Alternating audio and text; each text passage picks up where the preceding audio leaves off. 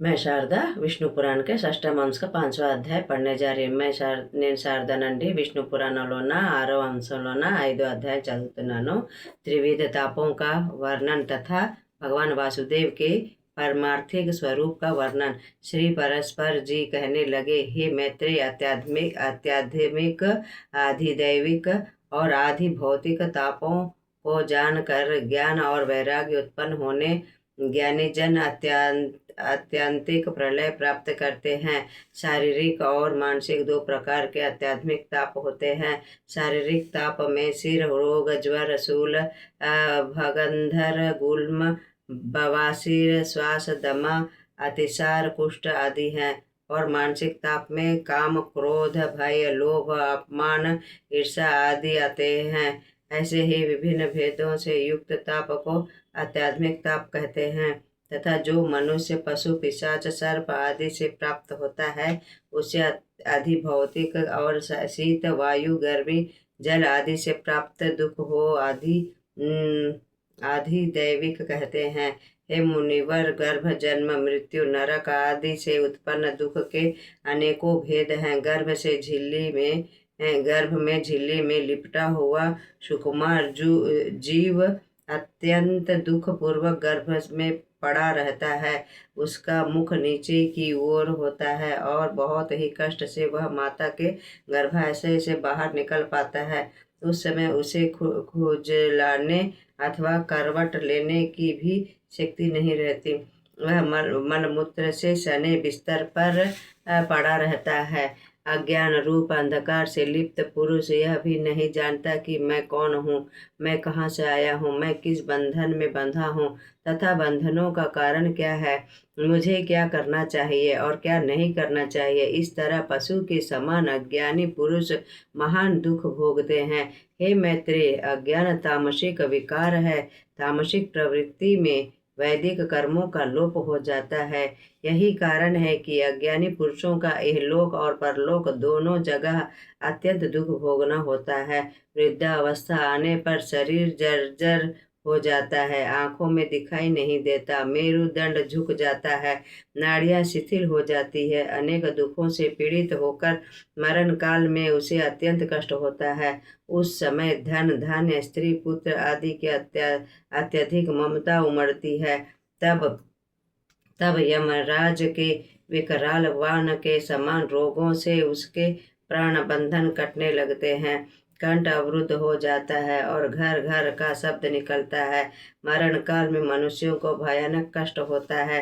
तत्पश्चात नरक में जो यातनाएं भोगनी होती है उसका वर्णन सुनो। यमदूत अपने पासों में जकड़ कर दंड से पीटते हुए यमराज के सम्मुख ले जाते हैं। वहां तक पहुंचने का मार्ग बड़ा दुर्गम होता है।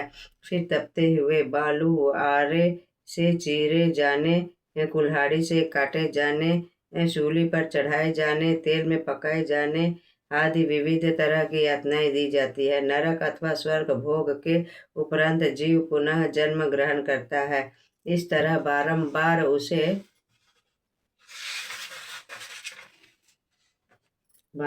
उसे कष्ट भोगना पड़ता है। मनुष्य की प्रिय वस्तुएं ही उसको दुखों का मूल कारण है। हे मैत्रेय जी, सांसारिक दुख रूपी सूर्य के ताप से तप्त होकर जो मनुष्य मोक्ष रूपी वृक्ष की छाया प्राप्त कर लेता है वह जन्म मरण के चक्कर से मुक्त हो जाता है। कर्म और अज्ञान की उसकी प्राप्ति के दो कारण हैं। हे विप्र से ये अज्ञान घोर अंधकार के तुल्य है। उसको नष्ट करने के लिए शास्त्र जन्म ज्ञान ही दीपक है। शब्द ब्रह्म और परब्रह्म ही ब्रह्म के दो रूप हैं। शब्द ब्रह्म में निपुण हो जाने पर विवेकी पुरुष जिज्ञासु होकर परब्रह्म को प्राप्त कर लेता है। अर्थवेद के अनुसार परा एवं अपरा दो विधाएं हैं। परा से अक्षर ब्रह्म की प्राप्ति होती है और अपरा वेद त्रयी रूपा है जो अव्यक्त, अजर, अचिंत्य एवं कारणहीन है। जिसे ज्ञानी जन ज्ञान नेत्रों से देखते हैं वह परम धाम ही ब्रह्मा है, जिसका ऐसा रूप बतलाया गया है। उस परमात्मा के तत्व का जिसके द्वारा वास्तविक ज्ञान होता है वही परम ज्ञान है। परम ज्ञान ही परा विद्या है। त्रयीमय ज्ञान कर्मकांड इससे पृथक अपरा विद्या है। हे द्विज, यद्यपि वह ब्रह्म शब्द का विषय नहीं है, फिर भी आदर प्रदर्शित करने हेतु भगवत शब्द से उच्चारण किया जाता है। भगवत का अर्थ है उसका पोषण करने वाला और सबका आधार। अर्थ कर्म फल प्राप्त करने वाला, लय करने वाला और रचयिता है। संपूर्ण ऐश्वर्य, धर्म, यश, श्री, लक्ष्मी, ज्ञान और वैराग्य का नाम भग है। उनमें समस्त भूतगणों का वास होता है। इस तरह भगवत शब्द श्री वासुदेव का वाचक है। पूर्व समय में खांडक्य जनक से पूछने पर केशिध्वज ने बतलाया कि प्रभु समस्त भूतों में व्याप्त है। समस्त भूतगण उन्हीं में रहते हैं। वे ही संसार के रचयिता हैं, रक्षक हैं, इसलिए वासुदेव कहलाते हैं। पृथ्वी और आकाश के बीच जो कुछ स्थित है उन सबको परमात्मा व्याप्त है। वे ही सबके स्वामी, साक्षी और सर्वज्ञाता है तथा उन्हें सर्वशक्तिमान की परमेश्वर संज्ञा है। उसी का नाम ज्ञान है और जो विपरीत है वही अज्ञान अपरा विद्या है। मैं शारदा विष्णु पुराण के 6वां अंश का 5वां अध्याय समाप्त करती हूँ।